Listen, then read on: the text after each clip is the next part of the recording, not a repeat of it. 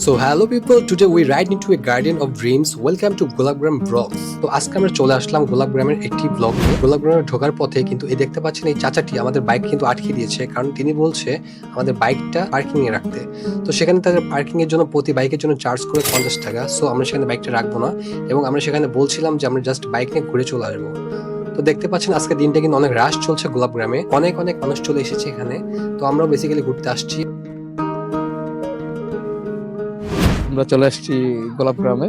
শ্রমিক দিবসে হাজারো শ্রমিক এখানে একটু শান্তির নিঃশ্বাস ফেলতে আসছে। আমরাও শ্রমিক যদিও। এই ঝোপ্পা আর এই ভালোবাসা কত? ভালোবাসার দাম একটা 150, একটা 200। এই কাকা, বাগানের ভালোবাসার দাম কত? প্রতি পিস বাগানে প্রতি পিস 50 টাকা। বাগানের ভালোবাসার দাম 50 টাকা।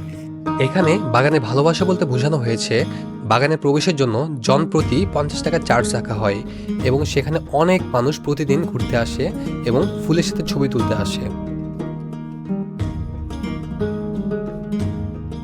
আমরা আসছি ভালোবাসা দেখতে। আমি ভালোবাসা ভালোবাসি না, কিন্তু ভালোবাসা দেখতে ভালোবাসি। তো চলুন শুনে নেওয়া যাক বাগানের মালিকের কাছ থেকে তারা বাগান থেকে কি পরিমাণ লাভ করছে এবং সেখানে কি ধরনের ফুল চাষ হচ্ছে। কোন লোকজন আসে মামা? মোটামুটি এরকম প্রতিদিনই হয়। কাকের আপনার বাগান নিজের বাগান? এই ফুল কি বর্ষাকালে ধরে বেশি নাকি পানি শীতে?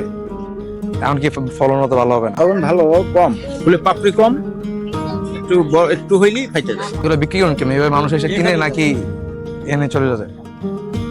তাহলে তো ভালো। এখানকার মানুষ ফুল চাষ করে খুব ভালো আছে বোঝা যাচ্ছে। এখান থেকে বেরোয় আমরা রওনা দিলাম সাভারের উদ্দেশ্যে। আর সাভার যাওয়ার রাস্তাটা অনেক সুন্দর ছিল, আশেপাশে অনেক সুন্দর গাছপালা ছিল। তো আমাদের যেতে অনেক ভালো লাগছিল এবং অনেক এনজয় করছিলাম। তো সাভারে পৌঁছানোর পরে আমরা আমাদের বাইকটা স্ট্যান্ড করে আমরা ফুটওভার ব্রিজ দিয়ে পার হচ্ছি একটা হোটেল খোঁজার উদ্দেশ্যে। তো সেখানে গিয়ে একটু কিছু খাওয়া দাওয়া করলাম, দেন আবার ব্যাক করলাম আমাদের বাড়ির পথে। আমরা চেষ্টা করি বাংলাদেশের আশেপাশে লুকিয়ে থাকা অজানা সব সুন্দর জায়গাগুলো তুলে ধরতে। তো এই সকল সুন্দর জায়গাগুলো দেখতে এবং উপভোগ করতে আমাদের সাথে থাকুন। আর আপনাদের বাড়ির আশেপাশে যদি এমন কোনো জায়গা থাকে সেই জায়গার নাম কিন্তু কমেন্টে লিখতে ভুলবেন না। তো ধন্যবাদ সবাইকে ভিডিওটা দেখার জন্য।